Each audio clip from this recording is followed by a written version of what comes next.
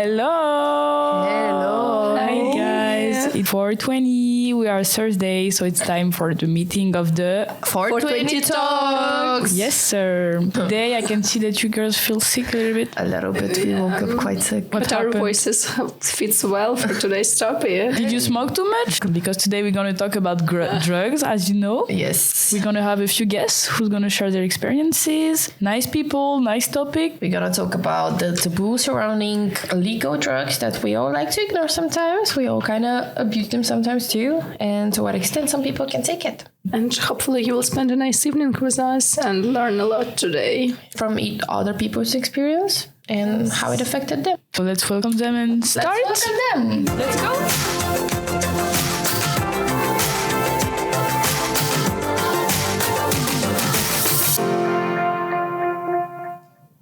Our first guest would be an employee from Trimbos Research Institute in Utrecht, Philip, who works on drugs, alcohol and games info. In case if you have any questions about drugs and you want to have research or any background information, you can always contact them.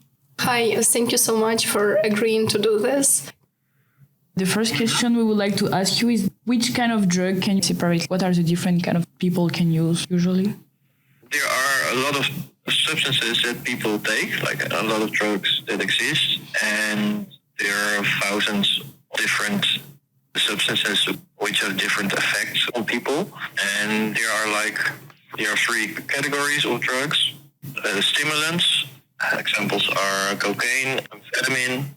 You get more energy from them and feel euphoric. They elevate your mood and get energy from them. The second group is downers. They suppress your central nervous system. Examples are alcohol or cannabis or heroin.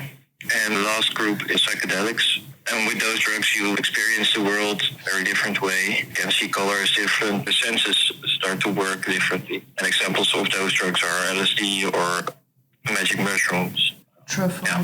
Thank you so much. And the next question is, what do you think, which kind of drugs the students are mostly using? What is the most problematic for students? For students, I think in the Netherlands, like the most students drink alcohol, which is a drug. The law says it is not a drug, but in fact, alcohol is a drug. Most students have a reputation of drinking a lot. Alcohol is the most used drug among students. Mm-hmm. Cannabis is the second, and third is ecstasy. Those are the most popular drugs, and also tobacco, of course, cigarettes. Yeah. Among students, a drug that is used a lot. I'm not sure about which drugs cause the most problems among students, but I can look that up for you if you want to know that. Do you think that a lot of students, for example, are like kind of alcoholic, but they don't know it? Like for you, what would you define as an alcoholic person? Which are the first like signs that people may think like, oh, maybe I'm an alcoholic? 3 glasses of alcohol is bad for your body, so it's never healthy to drink alcohol. But we make a distinction. We talk about alcoholism or alcohol dependency, and it's the official term, or alcohol addiction, when people lose control over their drinking. So if they drink more or more often than they want, or they can stop drinking. So if they decide I want to stop drinking for a week, they want to stop, but they can't. And also it has to cause problems like in work or in social life or psychological problems. If it doesn't cause any problems, then you can't say someone is addicted to alcohol. And the main thing is the main thing about addiction is that, or alcoholism, is that you can't really control. People have the feeling that they cannot control their use of alcohol. People can look for help at your place, right? I work at the Trimbos Institute at the alcohol and drug info line. So people can call us if they want advice or information about drugs or alcohol, but we do not offer treatment for addiction. When people are addicted, we refer them to addiction centers or to their DP, or there are all kinds of help you can get in the Netherlands for drug or alcohol problems. So we think with people what kind of help they want and what would suit them, and we can also give them advice. We do not treat addiction because people call us one time, and then if they need more help, we'll refer them to where they can get the help they want. How many people actually come and call you like, oh, I want to know, like, I think I'm addicted to, like, which is is it alcohol the most like common thing that people call about, or which is? Alcohol is the most used drug in the Netherlands. So a lot of people that call us actually are people around parents or family or friends of people who are addicted. And we try to give them advice and tips about how to help their loved ones. Mm-hmm. But I think most people call about alcohol. Other substances we get a lot of questions about are cannabis, cocaine, ecstasy. Those are also the most used drugs in the Netherlands. Oh, and also we have a stop smoking line. Substances that people call us. We started seeing a lot of news reports about needle spiking, especially in Groningen. So Night Council reported that the amount of drink spiking is increasing in the cities. I wanted to ask if it's a real issue in your opinion. It's really hard to say. It's a really hard question. I understand that you ask it because it's a lot in it's a real media hype the last couple of weeks. The hard thing is, like, we don't have actual evidence that it happens, needle spiking, but there are a lot of stories. But it's hard to prove. Also, it's very impractical we cannot say that it doesn't happen because there are stories all the time of people say, like, drugged with a needle. Hard to prove, and there's not a lot of statistics about it. It's really hard to say for us if it's a real issue or if it's just a media hype and it's just people that are anxious and telling each other stories that it happens, but it actually doesn't happen. It's the same problem with normal spiking without a needle, that get a lot of questions about it as well. We also think that it doesn't happen a lot, but a lot of people think that it happens because something happens during a night out, or they don't remember a part of the night. In most of these cases, people also drink alcohol, and we think that alcohol might cause a lot of these problems. It's more likely that alcohol causes these blackouts than that spiking is happening a lot. But of course, we know that spiking happens. We know that people do it. But with needle spiking, it's just, if you can put something in someone's glass, for example, that's much easier than going into a bar or a club with a needle and then trying to inject someone without them noticing it and then going away and without other people seeing it. Thank you so much for providing us information. And, thank you for your time. Thank you so much. You're welcome. Thank you, Philippe. Have a good day. Bye. You're welcome. Bye. Goodbye. Bye. Our next guest is gonna be a person who does drugs regularly and was willing to join our podcast and share his experience with it. Hello. Can you please introduce yourself? Yes, my name is Jonathan. I'm 25 years old and I do drugs sometimes. What do you do in life? Like, I'm a student and I work at a delivery store. And what is your experience with drug? I would say like my go-to drug would be weed or cannabis.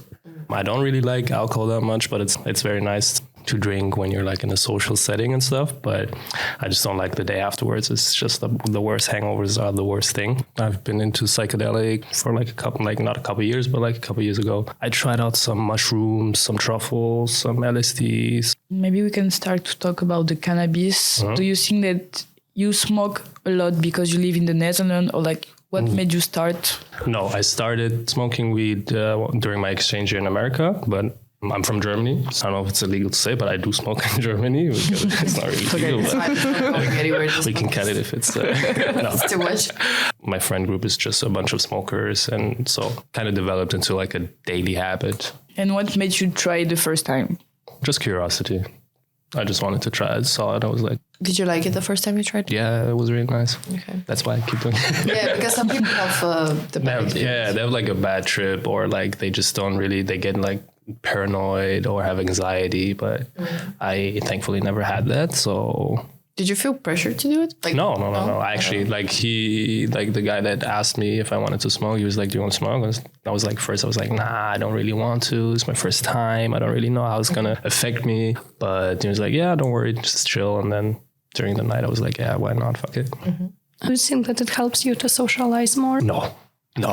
If I smoke with people that smoke, like that's a social thing, yeah. But for example, at a party, I would not smoke. I would drink and then smoke maybe at the end. But I don't think it's personally, it's not really like a very social type drug. Yeah. How often do you smoke? Like a joint a day, 10 joints a day? Sometime? I try to keep it like to 2 joints a day after 8 p.m. So you have your hours of smoking. Yeah, I don't like to smoke like during the day. Like if I don't have anything to do, it's like a beautiful day, yeah, maybe. But and how do you think it affects you, like your brain, your health, your lifestyle, maybe? That's a good question. I would say it's like kind of holding me back, but sometimes I'm also like kind of grateful for it because I've met a lot of people because I smoke weed. But I can tell that like sometimes my memory is just a little bit fuzzy. I'm just a little bit fogged up in my head. And sometimes I just like, I don't need to smoke today, but I still do. And then it's like, yeah. Do you have a moment when your body is like, oh, I smoked a little bit too much. Maybe I need a break. Yeah. A lot Have you of times. given yourself a break? Yeah, I do tolerance break not once a while, but like maybe once a year. And what do you experience with psychedelics? Psychedelics, oof.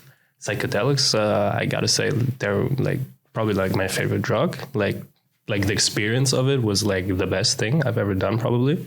But I wouldn't recommend it to anybody, like to everybody.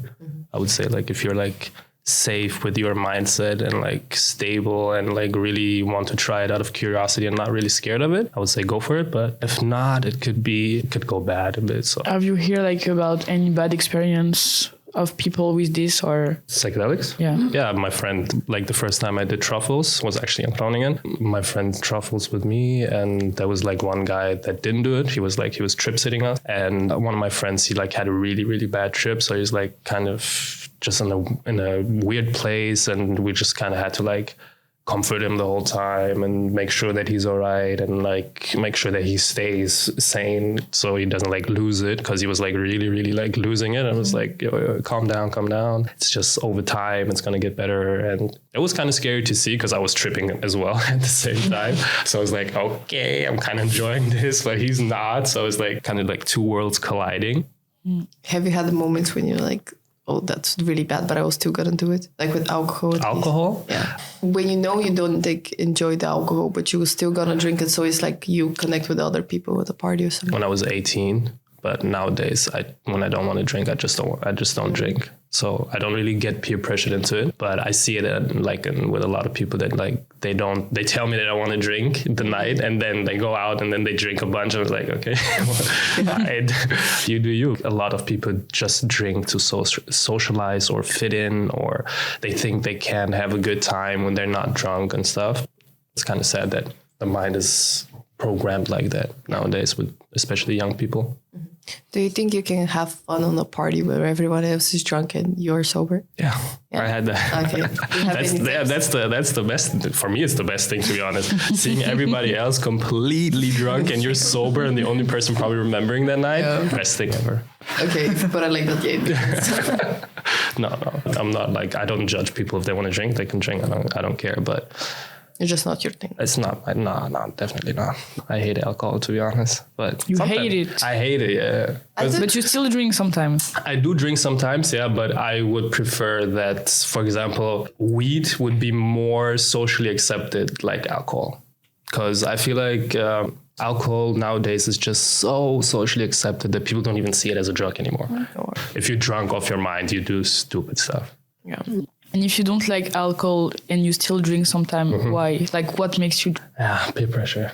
Peer pressure. It's not peer pressure, like peer pressure, but it's like, it's weird to say. Like sometimes if you're like in a park, you're outside and you have a couple of beers with your friends. I mean, there is no like getting drunk, but like if you go out and go to a party and like you're completely wasted and it's like, I don't know. Every time I just see people are just doing stuff and I'm like, guys, you wouldn't do this if you're not drunk. So it's like...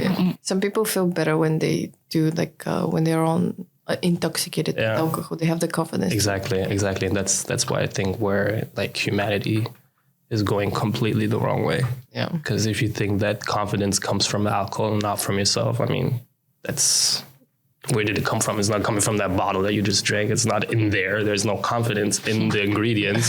So it's like it's already in you, but people just think that alcohol awakens that, I think.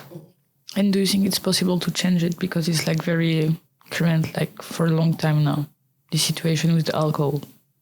What do you mean? People should stop drinking and just go to therapy. Thank you. You're welcome. You're welcome to my TED Talk. I agree, actually. If it was like in an alternative universe, it would have been completely different.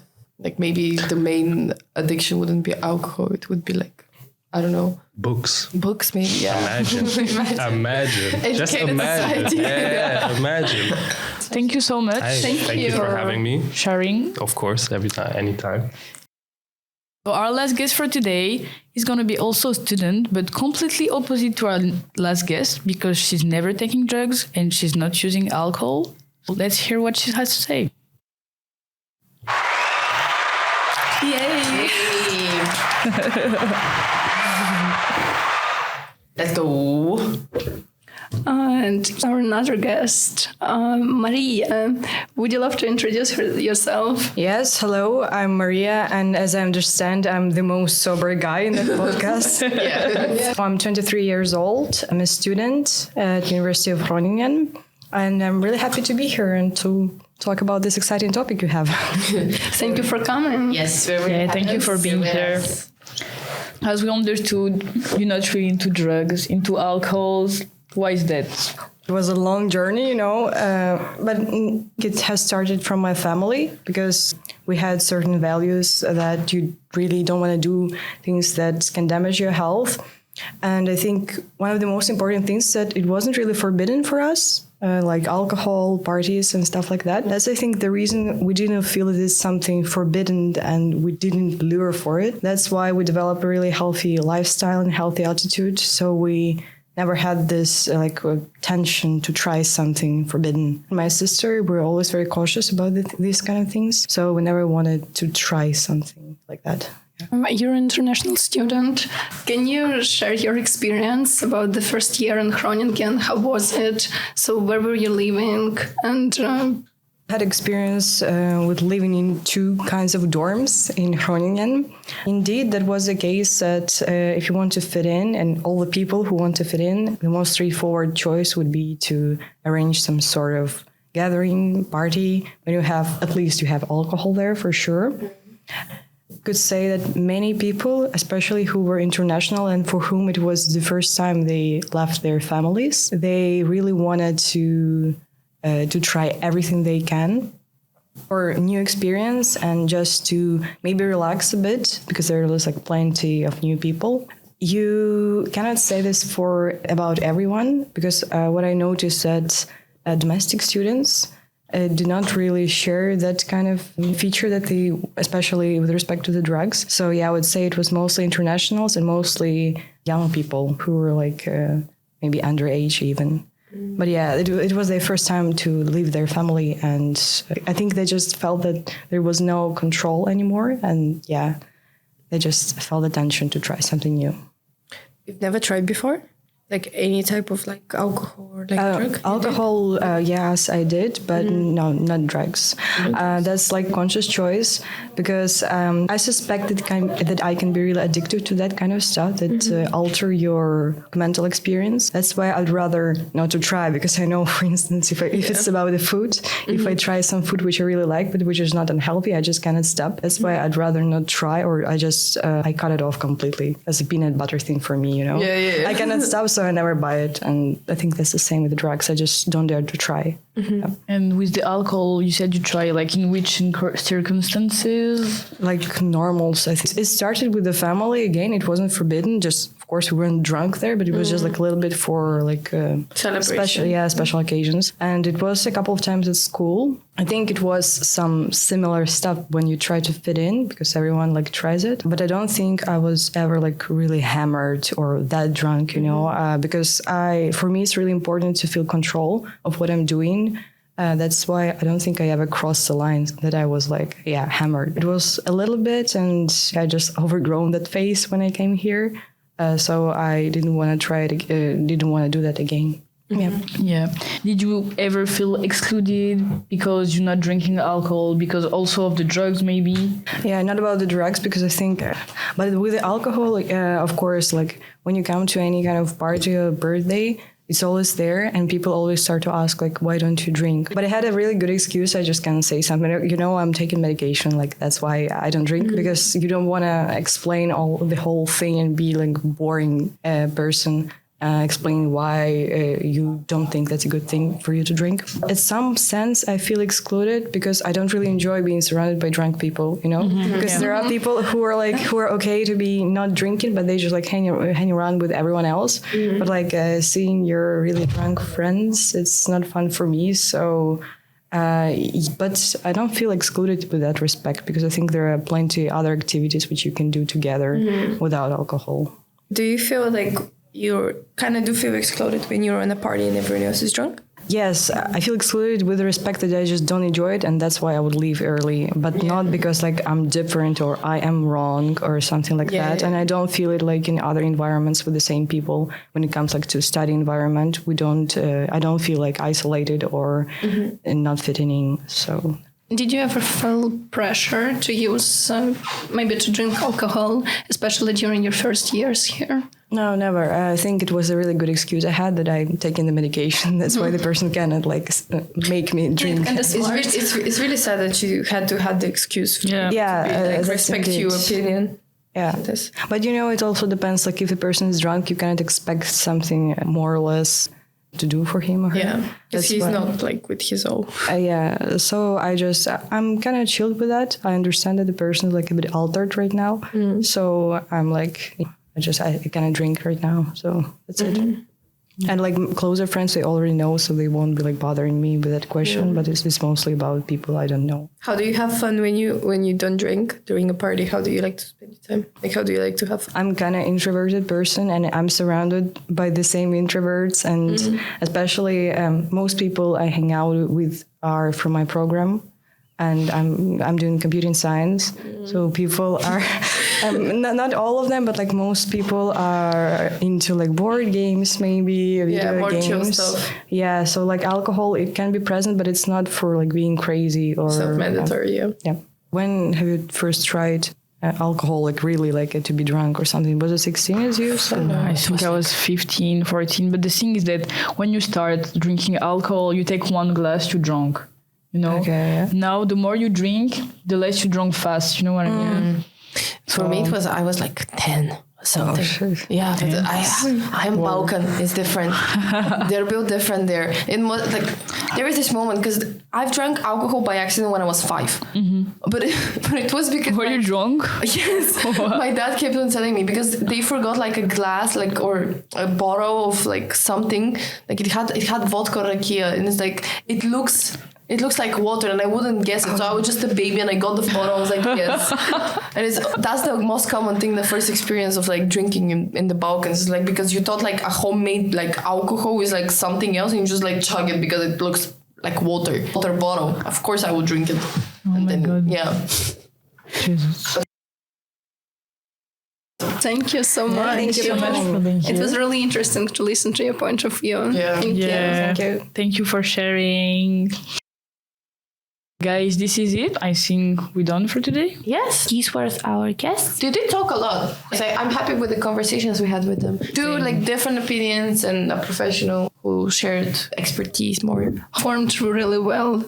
from them. And if you need any help, you feel like you're under pressure about drugs or either alcohol, or you feel like you're already going through any problems, don't hesitate. Contact Vienna. They can provide you some help. We're going to send you the link in the description. Yes. And you should never feel ashamed to contact for help. That is nothing to be ashamed of. It's normal. If you want help, you should always seek it. You should never postpone it. If you do take drugs, take them with cautiousness, please.